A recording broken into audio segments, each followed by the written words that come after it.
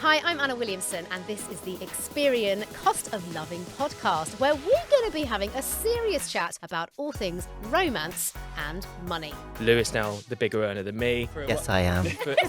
I think it should be normal within the UK for an adult to be able to rent a flat on their own. Woo me, excite me. Eat a little battered sausage and off you go. I've been single so long, I don't even know what it means to have a go back. The biggest red flag in a relationship. And he'll be buzzing that I just said that. Hello and welcome to the Experian Cost of Loving podcast with me, Anna Williamson. Now, this week's episode, it's a biggie and it's a super important one. Trigger warning, we're going to be discussing financial abuse and red flags in a relationship. So if this is something that affects you, please do take care, and we will be giving you any advice that you possibly need to help navigate the situation you may have found yourself in. Okay, so I'm delighted to welcome two brilliant guests who I know have just the most incredible advice, anecdotes, and we really are going to be going there today with this episode, because we know, particularly in the news, which we'll talk about a little bit later on, that this topic is sadly on the rise. But I guess in a good way, the fact that we're talking about it is the point, because we don't want this to lay dormant and to be one of these topics that that isn't talked about, because we need to deal with it better and we need to bring it out into the open, and we're going to do just that. So two guests today. I'm delighted. Malin Anderson, motivational speaker. How are you, Malin? Hi, I'm good, thank you. Thanks for having me on. I'm excited for this. Mate, I'm telling you, I quick confession. I love Instagram stalking you. I mean, you are a woman who just is smashing it, and thank you. well, you're so welcome. But you are, as we'll get into, you have not. God, my goodness, you've had your moments, right? I have. You've suffered where many people should never ever have to suffer, and the fact that you sit here as a strong, independent woman with a beautiful little girl is incredible. So can't wait to get into what you're going to kindly share with us today. And then equally as important and as fabulous, Nicola Sharp-Jeffs, CEO of Surviving Economic Abuse. Hi, Nicola. Hi, Anna. So, I'm curious, actually. Surviving Economic Abuse, an incredible organisation. What does it actually do, and what is your role in it, and how did you get into it? Well, we are all about raising awareness of economic abuse, which includes financial abuse. Yep. So fantastic to be having this opportunity to really take it out the shadows and to talk about it in a way that people realise there is no stigma involved, there is nothing to be ashamed of. This can happen to anyone, and that if you talk to people about it, you can get the support that you need. Well, thank you so much. And actually, I'm gonna put myself out there right now as well. This is what I've been so enjoying about doing this podcast, is being hopefully as relatable as possible. And actually, I've talked quite publicly about having an abusive relationship, coercive control, way in my past when I was in my mid-20s. But actually, a part of that relationship was financial abuse. And it isn't something I've ever talked about openly and publicly before, through no other reason than it just hasn't been a topic that people have been talking about. So I am particularly grateful that we are bringing this out into the open, because maybe people listening now might not even recognise it's happening to them. And it's not until we started giving it a label and started explaining what it was that I thought, oh my gosh, yeah, 15 years ago when I was in that horrific psychologically abusive relationship, financial abuse was massively a part of it. I just didn't realise it at the time. And as you say, let's remove that stigma, that shame, because it doesn't serve any place at all. So let's set the scene, okay? Just in case anybody is confused about what financial abuse actually is, let's myth bust that now. So it's a very serious issue, as we obviously know. It's on the rise.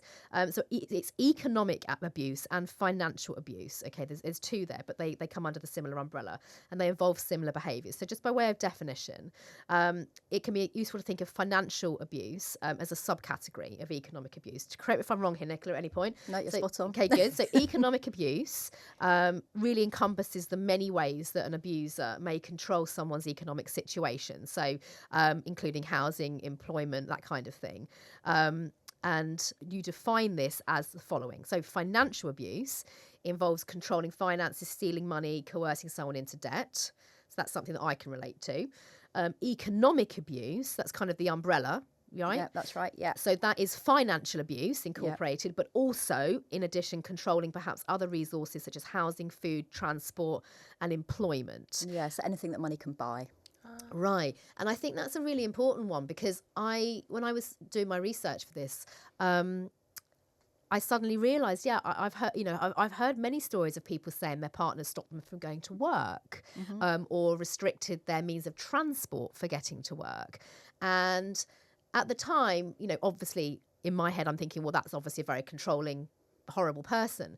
But I hadn't quite equated to the fact that it comes under financial abuse, because, of course, you're restricting the actual physical monetary means of being able to do that. And then sabotaging the economic means of surviving. So someone who can't get to work might be persistently late and then lose their job and then have no income. Right. And also in that category as well is perhaps stopping people from receiving benefits. And again, I've heard so much about that, partners intercepting that. So they're really, so it's leaving someone literally with nothing. And I think why this is such an important episode is to recognise that, the financial abuse, economic abuse can happen to anybody in any category at any time in any way. And it is not that person's fault, the situation that they find them in. But as you say, Nicola, it's such a topic that's shrouded in stigma and shame and embarrassment. And let's be honest, because this is the whole reason we're doing this Cost Loving podcast, with Experian, is because finances and relationship, it's an eggy subject. It is awkward and people don't want to talk about it. But to your point, if we keep it in the shadows, more and more people are going to suffer and it's going to stay dormant. So according to research as well, since COVID, we've seen an enormous increase in people suffering from financial abuse. So why do we think, Malin as well, this is something that you have experience of. Both of you really, why do you think in recent times we are hearing so much more about this and it's becoming more and more prominent? What do you think, Malin? During COVID, there was a rise in domestic abuse massively because everyone was in the same household, couldn't go anywhere, trapped. Online shopping was a huge thing. I know it was for me. I was living on my own and I was just on Amazon and ordering and doing nothing but. But I think with domestic abuse being spoken about more, we're delving into different parts of domestic abuse, the different little bits that no one really talks about. So for me, if I take it back to my ex-partner, Tom Kemp, who I had a child with that sadly passed away, he got jailed for abuse. But when I dissect the complete relationship, the financial abuse was a snippet of it. Right. But it was very impactful. So he asked for £10,000. He wanted to borrow £10,000. It was actually my mum's money at the time when she passed away and left behind a chunk. And he was like, he saw that. He was like, oh, can I borrow it? I'll pay you it back. I never got it back. So, and may I ask, sorry, just to sort of break that down even more, you say he asked for it. Was it, can I have that money, please? Yeah, sure. Or was it, or was there any more kind of weight behind it? It was. It was more kind of guilt tripping. I really need it. Can I please? Can I borrow it? And then I never saw it again. He had no means of paying it back at all. But when I would spend my own money, and this is what really bothered me, I'd go into Boots, right? I love hair care. I love skincare products, and I just used to always just go in and find little things like, for the bath tonight, or just try this. And he would always be like, you don't need that, that's weird. Like, you've got so much stuff, you don't need that. And I'd be like, yeah, you're right, actually. And I actually agreed with him and was like, yeah, you're right. Looking back, I'm like, girl, what's wrong with you? Well, I'm curious, what would have happened if you had actually said to him, none of your business whether I need it or not, I want it. What would the reaction have been? He would have got aggressive. He was physically abusive. Okay. So another part to that, which you just opened my eyes up to, was before a photo shoot I had with Cosmopolitan, I remember it really clearly. He provoked an argument. He threw a wine bottle in my face. Wow. So I had bruising and a cut, and he knew I had this shoot the next day. Mm-hmm. Little old me, I feel sorry for who I used to be. I put a hand on my heart because I look back at her and I'm like, oh, Marlin, I wish I could have shaken you. I still trekked into London on the train. It's probably why I don't like getting trains anymore, because I'm like, fuck it, I'm just going to drive there myself. Yeah. It's like, because I'm doing it, I can do it. Mate, I can so relate. Different situation, do you know what I mean? But I can relate, And I got on the train and I sat there. I covered the bruises with makeup on, and I was like, I'm still going to do the shoot. And he was blowing up my phone because he knew I was going to be there, calling me all sorts of names. And then he'd be like, oh, you're not answering. Can we sort it out? But it would be every time before I had something. And I was self-employed. My mum had just died. I'd lost a child. Good And all I God. had was work to keep my mind sane at the time, you know, and I was stuck with this, I just want to swear. Absolute pain in the butt. Yeah. I mean, we're being kind. And so it was very calculated when I look back I was now. going to say, it's such deliberate behaviour, isn't Yeah. it? There's no coincidence about when Yeah. that was happening. Well- and people talk about, you know, abuse being loss of control, and it's just so the opposite. Yeah. And I really feel for you, Malin, and thanks for sharing that, because I know how that feels too. And I've talked quite publicly, say, about being in this coercive controlling relationship 15 years ago. And it's that level of control of the abusive bombardment of the text messages, trying to try every tactic in the book to try and control you, puppeteer you. And honestly, my heart goes out to you and to anyone that's listening to this and perhaps can really relate, because we know that this goes on so much more than anyone is brave enough to say about. And thank you for sharing that, Yeah. because it's taken me years to be able to say it, because at the time, I don't know about you, but I wasn't really sure if it was, because again, thank God now there are now, Yeah. you know, acts in place, you know, this is a criminal offence, but, you know, 15 years ago for me, it wasn't, you know, and I remember thinking, well, I hear about physical abuse, you know, you hear about getting whacked, which is obviously horrific, I'm just going to point out, but there was nothing to really label the mind stuff, you know, and Yeah. that is what for me was absolutely terrifying, because you just lose any perspective on who you are, what's right and wrong. I mean, listening to Marlin's story there, Nicola, you know, from your expert, you know, I'm assuming you're hearing this again and again. Yeah, all the time. Another one of the reasons why we're talking about this so much now is because we do have the terminology for it. So when I Yes. started my career in the domestic abuse sector, you know, nearly 20 years ago, you know, we talked a lot about physical abuse, and I was in contact with victims and survivors through the work that I was doing, and they just kept talking to me about the economic impact. You know, how they'd lost their home, how they'd lost their job, how they had no money, the partner had taken their savings, they'd been coerced into debt. We do think a lot about kind of that restriction and that dependency, but I also spoke to women who, you know, worked 3 or 4 jobs, but their partner just didn't contribute to anything. So they were paying for the childcare, they were paying for the mortgage, they were paying for the bills, they were paying for the food. You know, they had no money left because their partner, who might also have been working and earning money, just wasn't contributing to any of those things. So, you know, they'd end up perhaps in a refuge, you know, with absolutely nothing. Yeah. And, you know, the impact was just huge. You know, they were struggling. They might have a bad credit rating because of the coerced debt. They couldn't rent a property. There was no social housing available. You know, what was their next step going to be? Or they'd be prevented from working. And so, you know, they didn't have kind of the skills and the confidence to go back to work, having left the abuser. So just that kind of impact on their life and, you know, what they'd had, what they were losing, that kind of like lost opportunity, Right, you know, for right. what they'd either achieved or what they could have achieved. It just made me so angry. Yes. It was just so unjust because it was nothing that they'd done wrong.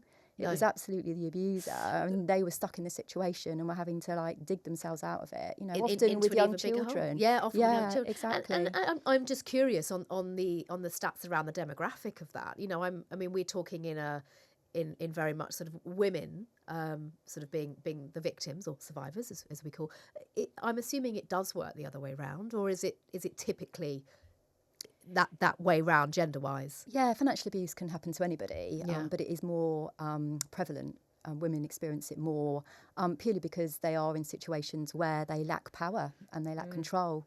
And if they are dependent on a partner, if they're a stay-at-home mum, for example, you know, they are dependent on somebody else. And, you know, sadly, people take advantage of that. Right. And how, Malin, how did you get out of that situation? Because at the time, did you recognise what it was? No, I didn't. There was a lot of trauma and grief involved with that. You were going part through of my a life. hell of a Yeah, lot. I don't You'd know lost what a I was doing. child. I don't know. Goodness sake. It's a bit of a blur to me now, but Yeah. I think the only way I kind of got out of it was when the worst had happened and I'd got to hospital, he'd broken my hand and other things, and the police got involved and then he got sent to jail, and then it was no contact. But I was going to add something, actually. It's funny because as soon as I got into this room, I put my phone on aeroplane mode, because I know typically, like with the co-parenting, you'll usually just get messages of randomness sometimes when I kind of go quiet or if I'm Right. working, and that usually spikes up when I'm working. Not knowing if that's a coincidence or not. But, you know, and so I'm quite Right. self-aware now of what's happened to me in the past. Like you said, about the text bombing all the time, like the wrong time. You're like, you know what I'm doing. Don't start now. Do you know what, Marlon? That is such a great point, and actually, thank you for raising that, because actually, when I was in my abusive relationship, exactly that, the text bombing would start once I was doing something that he would consider probably being very independent, very empowered. I was in my happy place. I was in my spotlight. A bit like yourself, I'm very much I was very much in the spotlight physically. I was hosting a kids' TV show at the time, and then suddenly all of that would start. You know, the derogatory language, the controlling behaviour, and I think. Well, I know with my, you know, as a therapist, you know, but the amount of women in particular, that do experience that, suddenly this bombardment, and I think it is an important subject to raise, and actually having that boundary of flicking it onto airplane mode and giving yourself that space. Boundaries is literally Yeah. what has like saved me in loads of different scenarios. And when you are tough with your boundaries and you stick with them, you become kind of invincible in a way, knowing that nothing can impact me anymore. And a lot of the messages I get from women, they're like, but I'm staying with him because he has the money. He pays for this. He does this. And I feel stuck. And there's actually a few close friends of mine. I'm not going to mention names, but the car is paid for, the phone bill's paid for. She won't leave because she has nothing then. So she's willing to stay. Yes. So I have made sure I've built myself independently, you know, because I'm so aware. Yeah. Whereas a lot of women and men aren't aware. And so this is why this is great talking about Yeah. it. But imagine being in that situation where you can't leave just due to financial reasons. Yes. It's so sad.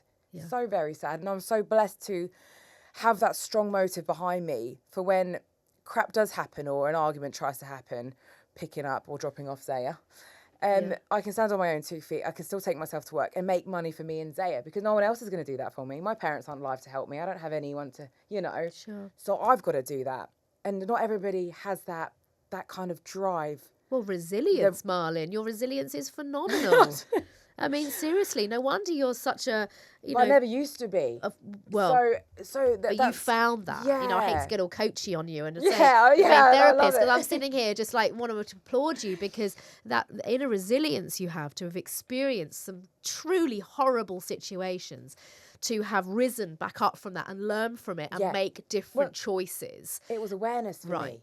Awareness, looking at it from a completely different angle, educating, which is what we're doing now, and learning. Once you're aware of a situation, you can go, okay, this is happening. Yes. Let's do something differently now, or let's make some more changes. Let me get another bank account and start putting money away slowly but surely.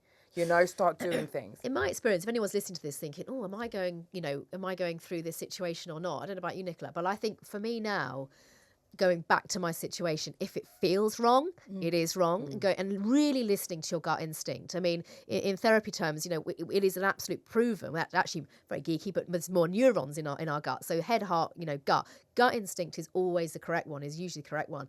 And if it feels wrong, it probably is. And I was just thinking back to my situation when, just as I was coming out of that relationship, because I knew all the flags were going off. We'll talk about flags in a bit, where he pressured me to take out a loan.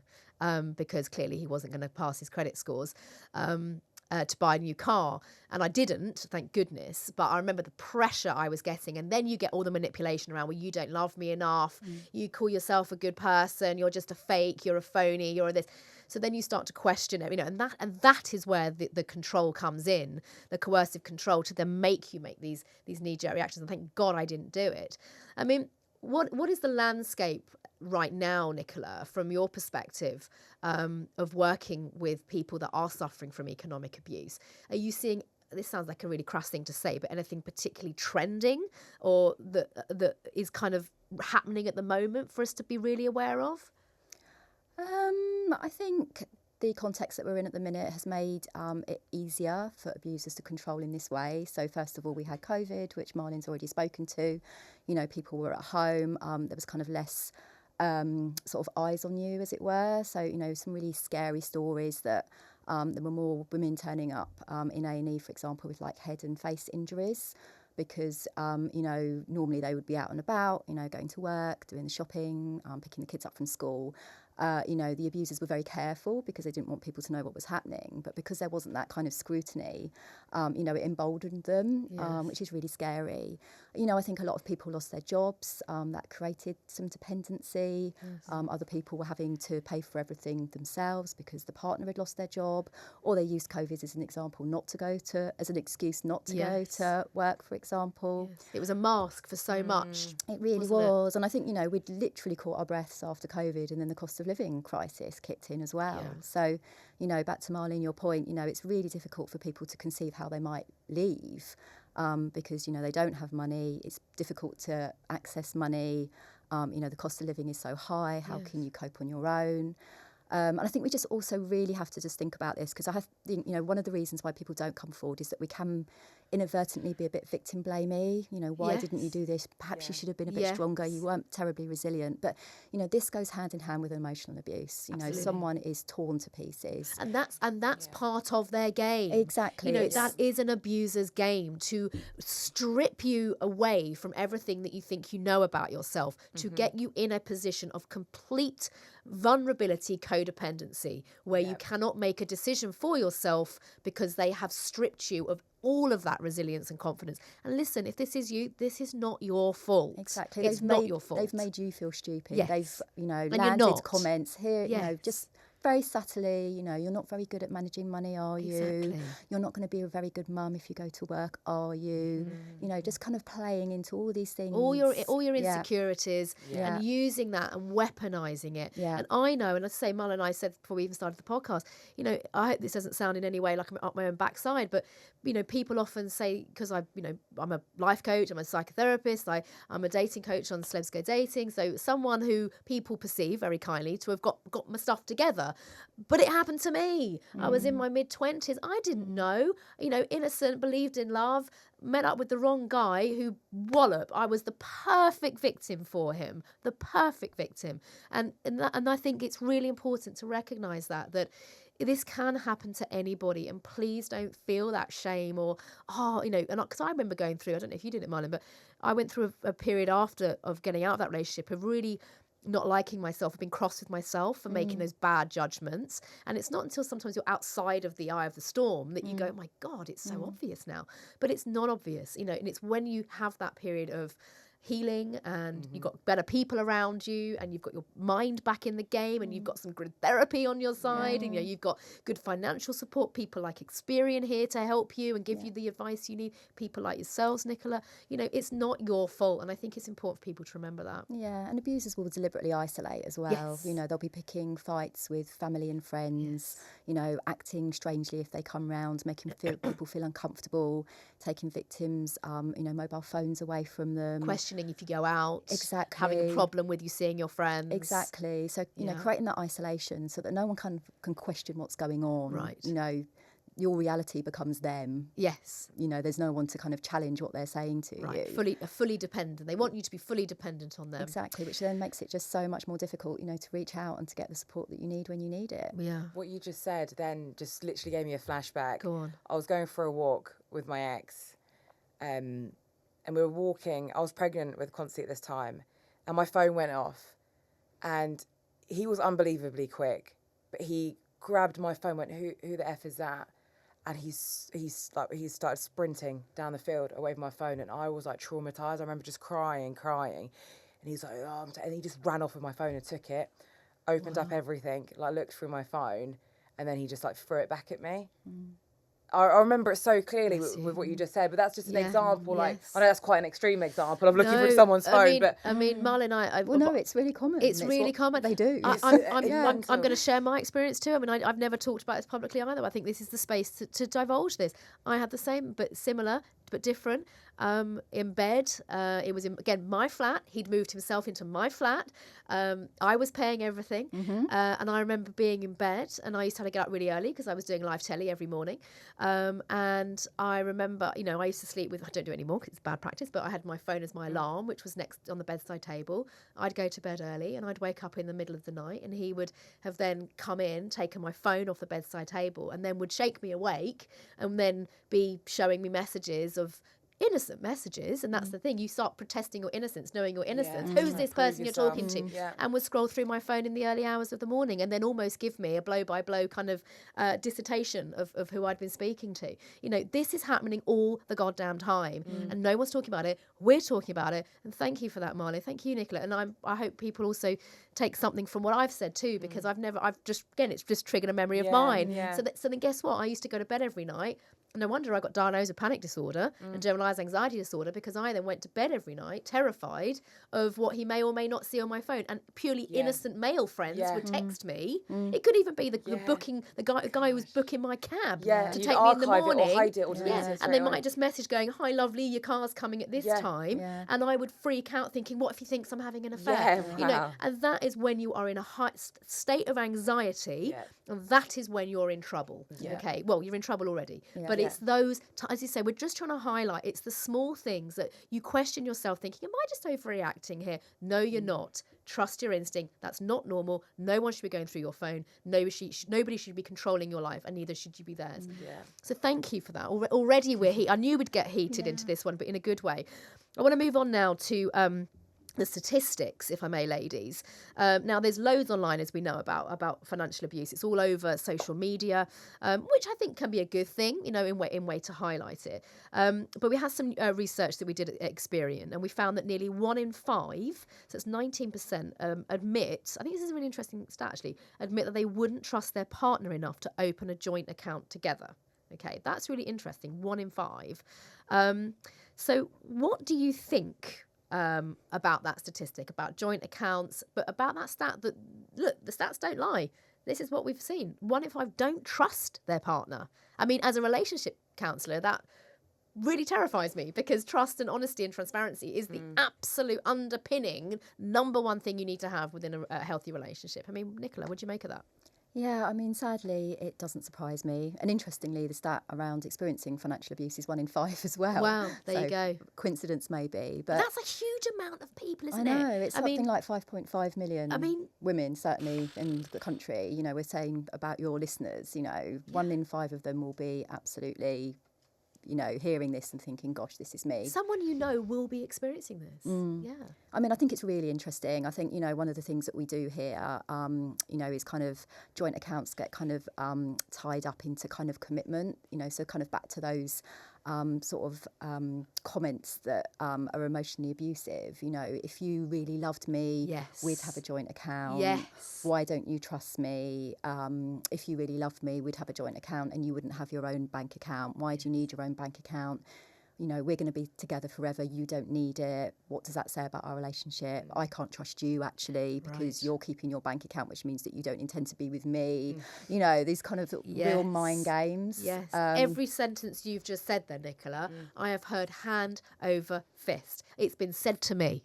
And you sit there and you kind of go, oh, and you do question yourself. You do for a minute, you know, think, oh, maybe I'm a terrible partner if I don't want to share everything, you know. And it's not. I mean, I talk about this as a relationship coach. An interdependent relationship is a healthy one where you have your independent life and you have your joint life together. Yeah, exactly. And it's important that you both respect both of those vantage points and viewpoints. That's the boundaries, isn't it, it's that Marlin was talking about? boundaries, It's saying, you know, I have my financial independence over here. We have our joint financial life over here. We both contribute to that joint account. We both keep our independent means. Right. If anything happens, you know, unfortunately, you know, if this relationship does break down, you know, we both still have that independence. Exactly. We can go off and do those things, you know, and we can find ways of, untangling those kind of joint finances. Right. But, you know, knowledge is power, and it is really important, you know, to go into those joint arrangements, you know, and know what that could mean if things go wrong. Yes. So, you know, a joint bank account, you know, make sure it doesn't have an overdraft, because you're going to be jointly liable for that. That's you know, so true, actually. You know, I hear over and over again, you know, the victim leaves, you know, the abuser. You know, they don't think about the financial side of things. You know, they come to take money out of the bank account. It's been cleared. Yes. The entire overdraft's been run up. Yeah.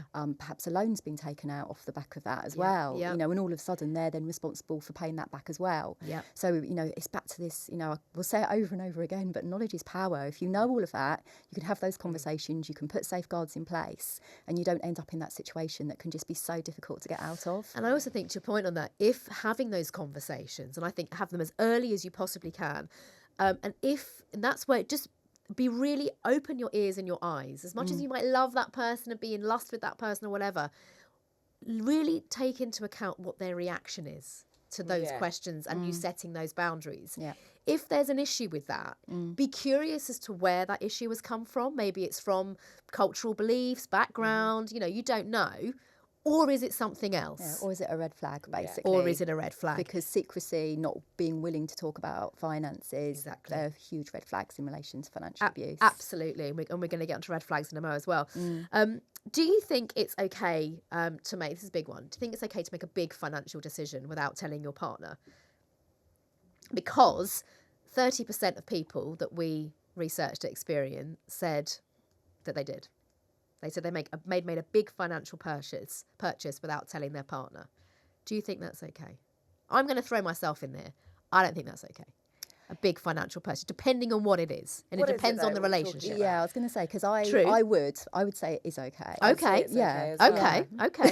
Okay, fine. So, what, making a big financial purchase without telling your Yeah, partner? 100%. Yeah, It gives totally. You it's your life. Yeah. You Okay, know? caveat, depends on what it is, Well, and if exactly. is it an us thing? Yeah, Is it an us thing exactly. or is it a me thing? Okay, Yeah. sorry, But let me break that down. So if it's a handbag, I'm going to go back to a handbag. If I want to buy myself a bougie handbag, I am going to damn well buy that bougie handbag with my own money. I wish I could. I work for Well, a charity. well, it's a dream I for mean, me. Nicola, who am I kidding? I got 2 kids and a massive mortgage. I used to once upon a time. But let's just say hypothetically, if I want to buy that handbag, I'm going to be asking no one's opinion for that with my own pot of money in my own account. Yeah. If I want to go and spend a ridiculous amount of money on a handbag, if I can afford it, I'm going to do that. I'm not going to ask him permission or anything. I might, if I'm completely honest with you, I might say to my husband, oh, I really like this handbag. I'm going to go and buy it.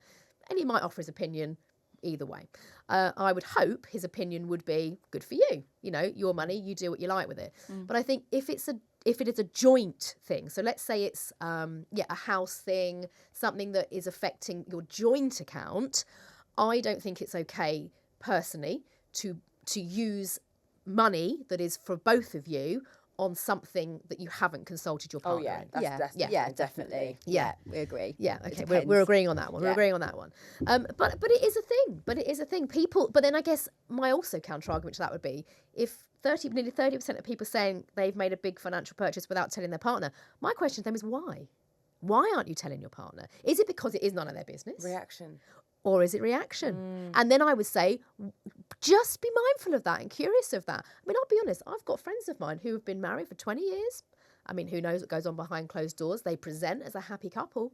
But I've got friends of mine who I know are quite sketchy, tread on eggshells around purchases and do the whole hiding the credit card bill. I have an issue with that. I think that's a problem. Yeah. I think that's a problem. If you're using a joint account, I think you should always seek permission. You should have joint counsel from the other partner if they're putting money into it. But equally, if they're going to be funny about you making purchases for the family, for the household, I think you need to really ask yourself what is going on with that. I think you need to be transparent about that. I don't know what you guys think. I've been single so long, I don't even know what it means to have a joint bank account. I mean, and I don't know. I think I've been, due to my experiences, when I do meet someone, I'll know and I'll judge it from that. Right. And I can't wait to meet someone and fall in love. I can't Good wait. for- Where are you? good. Hello. Marlin, it is going to happen. Yeah, it will. Honestly. But as you say, like the independence, it just sets me on fire. I love that I'm doing it for me and myself, and it's it just feels so good. Right. But, I think it's ground rules. It's ground It's rules, having Nicola. a conversation about how you're going to manage your joint account, your joint definitely. finances, isn't it? Exactly. I think, again, if it's your money, you shouldn't have to ask permission. You shouldn't have to tell someone what you're going to do. You should just be able to do it. Yes. And I think, again, what distinguishes, financial abuse from kind of like bad financial behaviour or management is just the reaction from someone. So if you're fearful of what their reaction's going to be, maybe hiding that credit card bill is because you're fearful. Yes. And I think, again, that's that real difficulty in terms of leaving, because quite often, there'll be well, if you leave, this is what's going to happen. Right. And, when you're living in a situation like that and things might be happening and you believe it, very few people generally know this, but, the point of separation is the most dangerous time for a survivor of domestic abuse. Homicide happens at the point of separation or just after, because you're challenging the control.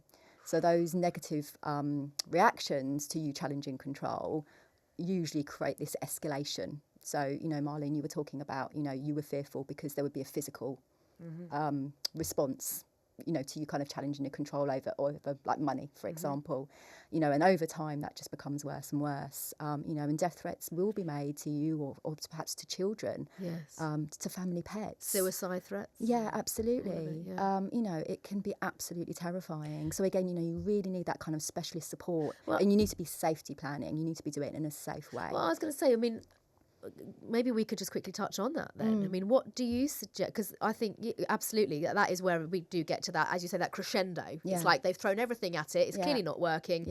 You have got the angry abuser at their full They're having capacity. to do more and more to control you. When you've made that decision to go. And as you say, you're vulnerable, you know, it's a horrible, horrible time. I remember being in it myself. I had the police involved because of harassment and stalking, you know, horrible, horrible position to be in. So what do you suggest to people? You know, what can people do?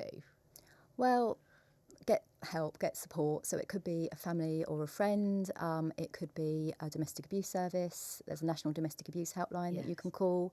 But increasingly, actually, and it's really fantastic, you know, banks and building societies are recognising this issue.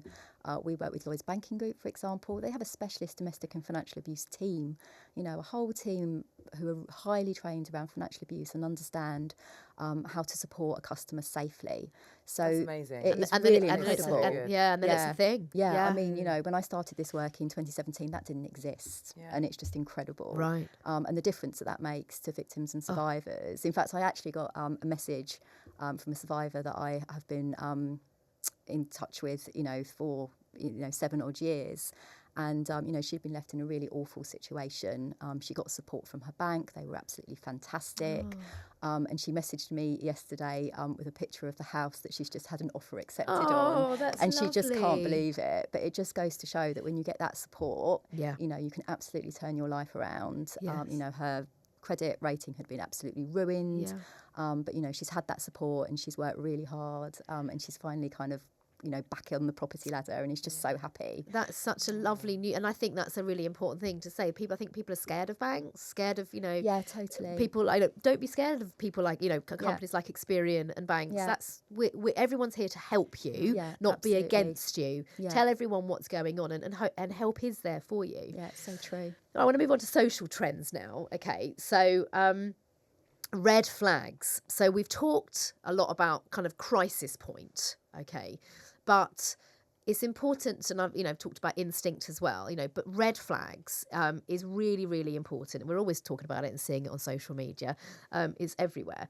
And, you know, there's a few examples online, such as, you know, we've talked about this as well, controlling a partner's spending, preventing a partner from accessing cash or assets, stealing money from a partner, not paying borrowed money back, like you, Marlin, you've been through that. So there are some, you know, big red flags when it comes to financial abuse.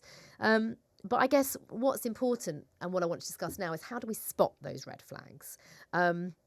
What do you think, and how can we really tune ourselves into knowing it? I mean, Nicola, do you have any particular red flags that you see come up again and again and again, or even amber flags we could talk about before we even get to the red ones? Yeah, I think sort of the amber flags would be just those comments that trying to undermine your confidence, The judgment. in terms of like managing money, dealing with finances, that kind of thing. You know, something I hear all the time is, you know, you're so busy, don't worry about it. You know, I can manage it, I'll look after things, which creates this kind of secrecy and almost blindness. So, you know, a lot of victims and survivors say to me, you know, I just trusted them. I thought we'd all be fine. I thought they were looking after the both of us. I had no reason to question it. And then it might be, you know, a physical attack where they think, actually, I do need to leave. And then they just suddenly realise that they haven't seen a bank statement, that they don't have the details for the online bank account. You know, that actually they don't know what's going on. Is their name even on the mortgage? Right. You know, Right. it can be, you know, that kind of trusting, you know, not having, you know, conversations and really knowing what their financial situation is, you know, can be a huge, you know, a huge amber flag, but, you know, can very quickly turn into a red flag. Because how has this happened? Right, and I think with that amber flag as well, then to ask those questions and then to see what the response is. Oh, you know, who is our energy provider? Yeah. Who is on the bill flat? Who's on the council tax? Exactly. Who's on the mortgage? Yeah. Who's blah, blah, blah. Have that list, and if that information is free flowing, okay, great, and that's fine. But if it's starting to become, as you say, withholding, don't worry about that. Don't worry about that. Call that out. Or don't you trust me? Don't you think I can manage? Yeah, you know, exactly. Because I think a lot of us, you know, and I am, you know, I'm married, and you know, I control everything in terms of our, you know, our joint finances. Nicola, I'd want you in charge of my finances. I'm not going to lie. Well, not terribly well at, you know, or that good at it. Because actually, I didn't have, you know, certainly I didn't have a financial education. No. Certainly, I didn't have sort of education around relationships. Yeah. You know, I don't think any of us did. We're all learning. I, you know, landed in the domestic abuse field, and you know, and I learned very, very quickly. But you know, it's about, you know, are you fearful to talk to your partner about these things? Are you scared about their reaction? You know, if you are, then this is abuse, basically. Are you walking on eggshells? Yeah. You know, if you're in that situation, that's likely to be abusive, and that's when you need to get that support. Yeah. But you know, it's absolutely fine, you know, to control things. You know, as I say, I do, but you know, my husband can ask questions, you know, I answer them, it's not a problem. Yeah, it's He's okay not to play to your strengths. Exactly. I mean, my husband's much better at finances than I am, as in I really trust him to negotiate a good mortgage rate, you know, and thank God he does. But I want to be involved in those conversations. And he talks to you about it. And he'll tell me about it, exactly. And but it's important for me to step up and go, can you just give me the information? And not just to say, oh, you don't need to worry about that. Exactly. Those are one of the amber flags. So dismissive, isn't it? So dismissive, You don't need to worry about that. You don't need to worry about that. I'm like, I mean, Malin, what would you say? Amber flags, red flags? I have an amber. Go on. Which is probably not really common at all, but it just popped into my head. So with one of my exes, thou shall not be named, whenever I'd book a really good job, right, or get excited about work or something would come through, there was never any excitement or congratulating or like good one. Never Really anything, good. which was That's so a good one. effing bizarre. And I'd be like, oh. And it made me feel like that wasn't good or I wasn't good enough, okay. It was like, I don't know, it's hard to explain. No, Malin, that do you know makes what I mean? complete And that's sense. not a very Really common one, does. but I think it's No, a it very is good common. It's really It is common, Malin. Yeah, there'll be people who are totally identifying with So- that in the same way that what- Anna is. I get it again and you. again privately with clients and people I know, and I know myself from personal experience. You say you land something really great for you, whether it's a job, whether it's it could be anything. You know, it could be anything. You've got an Or even award if for you bought something. a nice necklace. I know it sounds random. No, like, oh wow, exactly. like I treated myself. And, Yeah, or even you know, like, or something great's happened Yeah, to you, yeah. and their reaction is not good for you, babe. No, I'm proud yeah. of you, or Yeah. or leaning into your excitement. If Yeah. it's the opposite, it's the jealousy, Yes, the you yes. know, or the Yeah. cut-offness, or it's Yeah. even actually disregarding and being Yeah. patronising over whatever you're celebrating. Yeah. Red flag. Yeah, and Yeah. that really put me on a path of okay, this isn't normal. And then other things came through that I saw that weren't normal as well. Yeah. You know, That's a great one, Marlin. Yeah. Great one. Yeah, It's and then, really good. And I think what sort of kind of really underpins that, though, is that you're kind of like a bit of a threat. Yes. Like Oh you're, my gosh, you're, yes. you're a threat to, you know, what they should be doing. So Yes. they should have the best Well- job. They should have more money. Well, it plays into their Yes. insecurities. Yeah, oh my god, and their exactly. ego is It's- damaged. yeah, completely. exactly. Or, you know, Malin. or I am the man and this is my role and that's not what you do. Into Well, kind of some of the it's- gender it's- stereotypes. exactly. It's a really complicated Yeah. and It's it's difficult because, you know, society is so changing. Exactly. You know, we see a lot of, you know, women now, you know, earning more than their partner does, you know, and if they really struggle with that, I mean, I would say, you know, that's such a red flag. It really Yes, is. it is, it you know, is. because you've got to, you know, be supportive of each other and you're a unit at the end of the day and it doesn't matter who's earning what. It's, you know, that kind of trust and your life together. And yeah, it's that kind of like, yeah, they've just, that defensiveness is really dangerous. And you know, what? I'll say it. I shouldn't say. I'm gonna Say it, Marlin. When Zaya was 2 months and her dad left me in a 6-bedroom big house on my own with her, I was like, shit, he'll come back. We're still in love. Da da da. And he would say, I'm coming back. And he never did. And then after 2 years, I was like, right, I need to move. And I moved twice because my work had slowed down when she was a baby. I wasn't taking on so much work. I couldn't. I was on my own, single mum life, trying to do everything I Honey, could. it is hard. And then it's only like I've moved into like my dream house like a month ago. Good for you. Drops her off, looking around.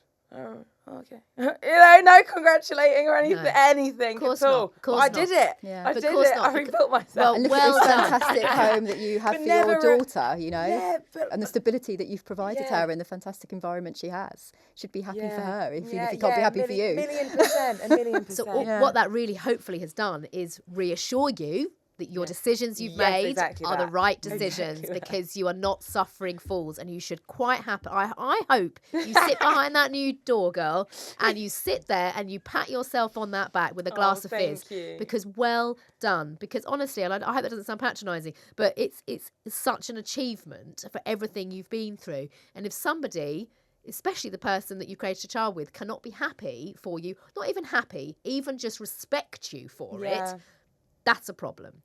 So well done for finding the situation you're in. And actually, that brings us on to the news, because somebody who's talked very openly recently about having been in a financially abusive relationship, and who has also just, after 5 years of being back in their mum's house as a very famous Spice Girl, because they suffered and had all their fortunes taken away through their previous relationship, allegedly. He does deny it, but it's Mel B, of course. And Mel B has been talking very publicly about her situation. I think she's been the most enormous positive advocate for domestic violence, coercive control, financial abuse, all and above. And I was reading the news story about her, which she's spoken very openly about, how the relationship that she was in prior, he took over her finances. She ended up, as she said, a multi-million-pound Spice Girl. I mean, who doesn't know about Scary Spice? The irony being, it's Scary Spice. If it can happen to Scary Spice, it can happen to anyone. Back in Leeds, living in her mum's bedroom with her kids. And it's taken her 5 years, I was reading, to save up all her money, do her hustle, be back on the circuit. And she's recently just taken ownership of her own house. And she put up on her Instagram, I saw a picture of her with her house keys, and about saying how it's taken her 5 years from rock bottom, and now she's financially independent and able to, and she's just bought her first house by herself. She is free. Amazing. It's amazing. But, it happens. It's happened to you, Marlin. It's happened to her. It's it's an inspiring story, but one I think that is so important for us to share, and every credit to, and so vulnerable of her to publicly talk about something that is so upsetting, particularly if she has children, children who will be seeing and reading this as well.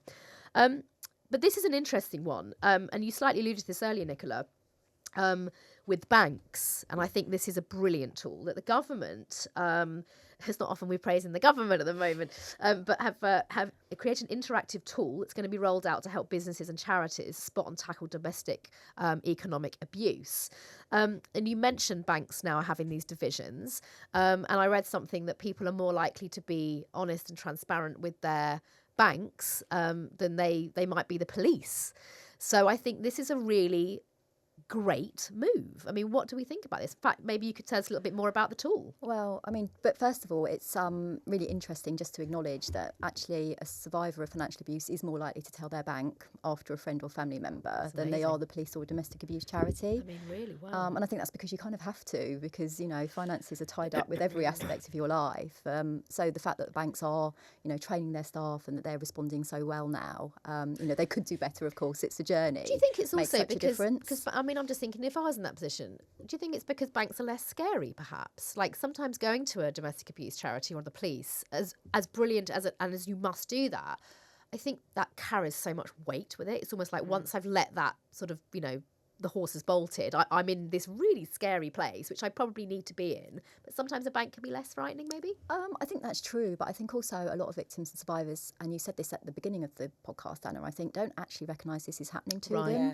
So they're talking to the bank because they need to, but they don't necessarily know it's because it's financial abuse. Interesting, yeah. So actually the bank are now being, with this new tool, the bank, banks or other organisations are now being trained to recognise key language, key phrases, key sentences, I would assume, such as, I don't have any money because he won't let me, or whatever. I was talking to a family lawyer yesterday, interestingly, and she was talking about, clients who come to her who want to talk about, the physical or the sexual abuse, but she says she spends a lot of time just exploring things that they just mention. So they might just say something that suggests financial abuse to her. They don't recognise it as that. she'll say, well, let's have a conversation about that. And they say, well, why would I do that? Because that's Right. got nothing to do with it. But actually, if you can recognise those signs and you can start a conversation, you know, very quickly it becomes, you know, apparent, and, you know, it can dawn on a victim or a survivor, because it's done in, you know, a supportive Yes. way, Yes. that actually this is control. Right. You know, this is abuse, and actually support can be accessed. And as a therapist myself, that's where often I will pick up on those buzzwords. A few, as you say, you latch on to a few key Yeah. things that someone Yeah. said in passing. Yeah. And then, as you say, you just come back to it and go, can we just unpack on that comment you It's made like, there? my partner didn't like me spending money on this, Right. or my partner, you know, managed to do online finances and I didn't have the password. You know, just, you know, I think just as a friend, you can be the most fantastic support. You know, you can kind of question what your friends are saying. You know, a friend who suddenly says, oh, actually, I'm going to give up my job. And you're like, but why? You really loved your job. You know, ask that question, you know, Yes. because so-and-so thinks I should stay at home. You know, they can look after both of us. Well, yeah, maybe they can, but still, if you love your job, why should you give it up? You Right. know, why can you not have that conversation? Can you not challenge that? If that's Right. not what you really want, you know, is there a reason why you can't have that conversation? You know, Yes. you can really unpick these things Yes. in a Yeah. really, you know, gentle and supportive way. Yeah, I mean, everything you're saying, I'm just thinking now about, you know, friends, and it can be difficult with friends sometimes because you sort of don't want to poke your nose in sometimes, and Yeah, you also exactly. are sometimes not wanting to rock the boat, but actually, if you're a real friend, I think just opening up that conversation and just saying, look, you know what, if ever you kind of want to talk about something, or actually you said this the other day, it's kind of slightly bothered me. Like, I remember just thinking, I brought it up with a friend ages ago. Their partner was she used to hide her bill from, you know, going to buy new clothes and stuff, and she'd sort of joke about it. Oh, I won't show him, you know, won't show him the bill. And I did sort of bring it up with her, and I said, can I just ask why? Because you work, he works. What is the reaction? You know, oh, he just doesn't really like it. Doesn't really like it. And actually, in the end, I mean, they're still married, and I just kind of wanted her to know that wasn't a healthy reaction. And she actually did confront it in the end. And actually what it did take was her kind of going, actually, do you know what? She stood up for herself. I went, it's my goddamn money. And actually he was like, fair enough.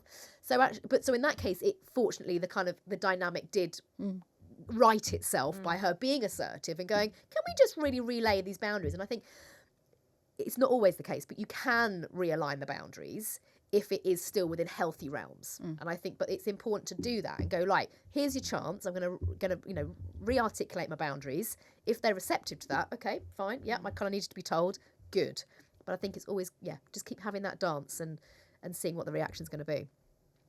Ladies, on to listeners' questions, okay? Are you ready? Are you ready to be aunties? Agony aunties. Do it. Auntie Malin and Auntie Nicola. Okay, we've had so many questions come in. This has been such a powerful episode. Wonder what your thoughts are on this, ladies. Someone has come in and said, perhaps it's for you, Nicola, but feel free, Malin, to chip in.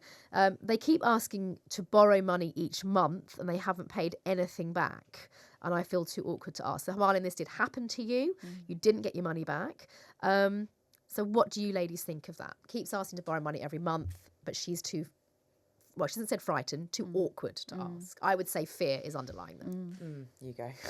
Well, I mean, it's the kind of the classic sort of amber flag, really, that we've been talking about. You know, so I suppose it's back to the boundary piece. You know, if she feels safe, and, you know, this is really important, you know, to your point, Anna, you know, if there is fear there, you know, perhaps you need to go and get support elsewhere. Right. But if she feels safe, you know, actually, I'm not going to give you any money now until you give that money back to me. Yeah. Exactly. But Draw again, that line. But only if she feels safe to do it. If not, you know, there's probably other things going on, other forms of control, you know, access to domestic abuse charity, you know, get the support, have someone work with you to challenge that safely. Yeah. If you want to stay. And it might be that she, you know, this is not what she wants and she wants to go. I would also add to that with my therapist hat on.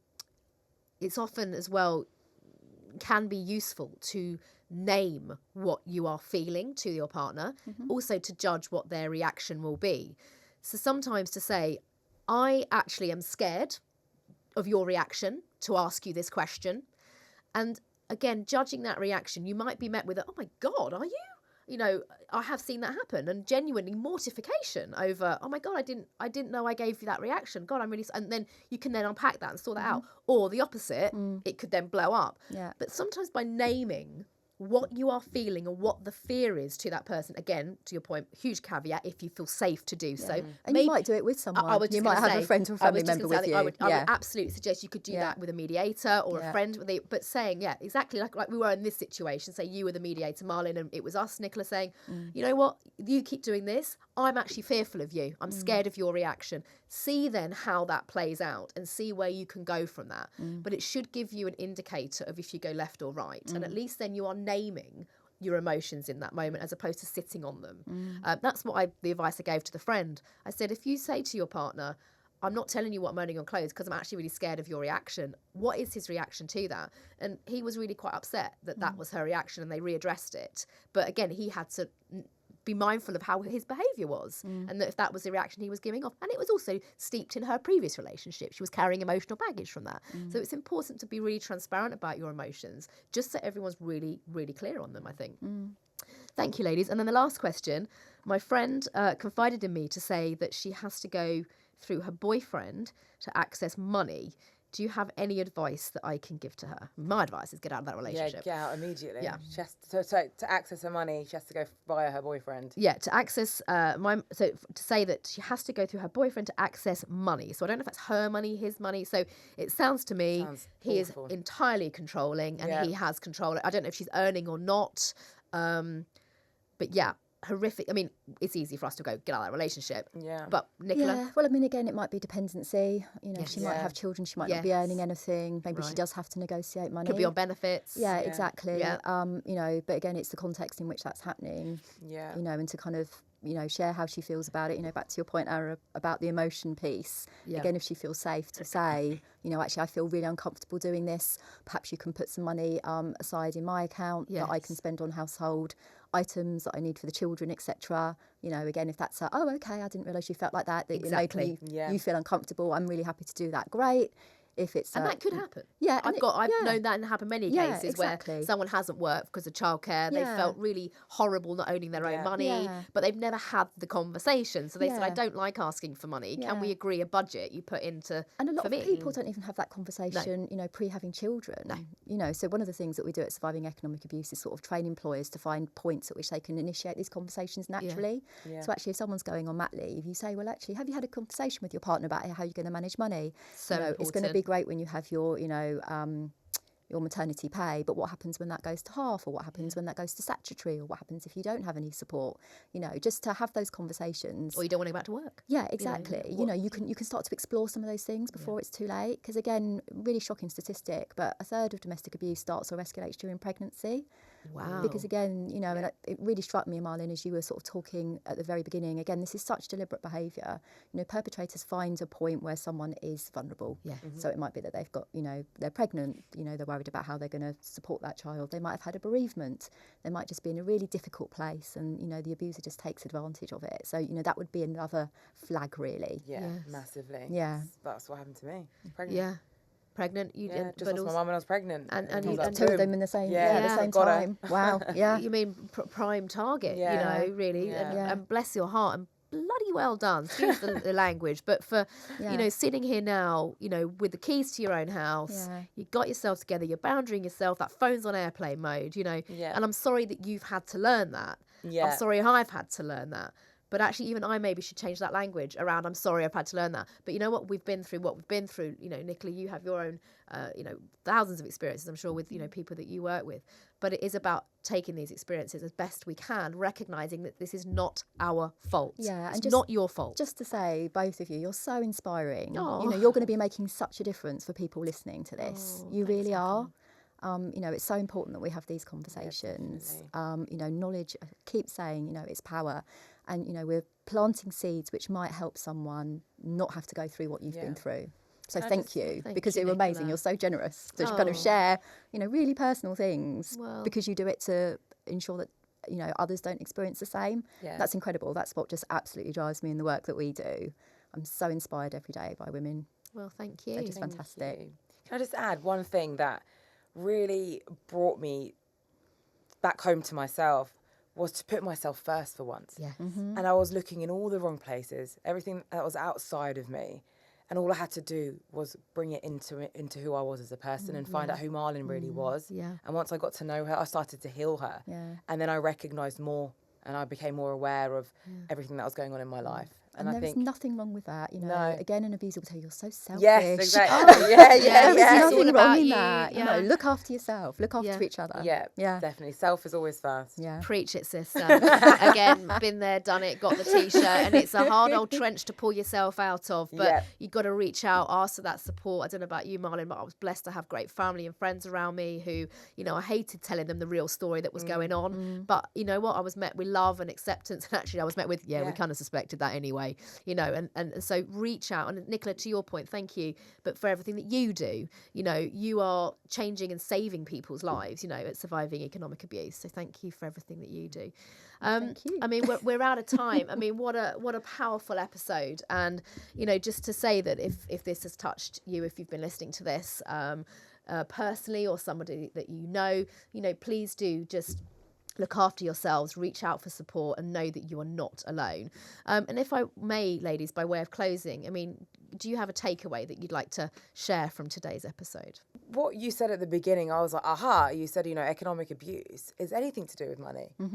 Even the reaction to money or to work or to success, and, you know, just the emotions behind it and the intent behind certain things. And I think when we talk about boundaries, actually implementing them can change, is a huge game changer. But to get to that place of being able to is where the journey begins. And I think that's a good starting point. Love it. Nicola? Probably just kind of sharing a thought, I guess. And I think language is really important in terms of how we talk about this. And I think it's linked to boundaries, actually. So let's just name that someone's abusing you. It's not an abusive relationship. That suggests that there's a dynamic between the two of you, that it's the relationship, it's something other. You know, that if the relationship ends, the abuse is going to end. No, it doesn't. Sadly, financial abuse escalates post-separation. You know, it's not something that we've had time to talk about today, but it's, you know, really significant. You know, just leaving doesn't mean that it's going to necessarily get better.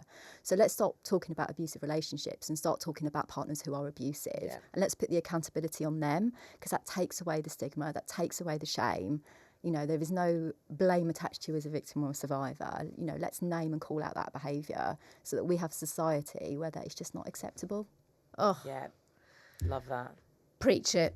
I mean, I have nothing else to add other than what incredible advice. And I really think that we have, I hope, helped so many people from listening to today's episode. And I guess my little 2 pennies worth is trust in your instincts. If it feels wrong, it is wrong. Trust in your judgment. Just you, just yours. Thank you so much to Malin, to Nicola. Thank you for listening and watching our Experian Cost of Loving podcast. And yeah, we do hope that you have found it a really informative and helpful place to help you navigate your relationships and your financial status. Until next time.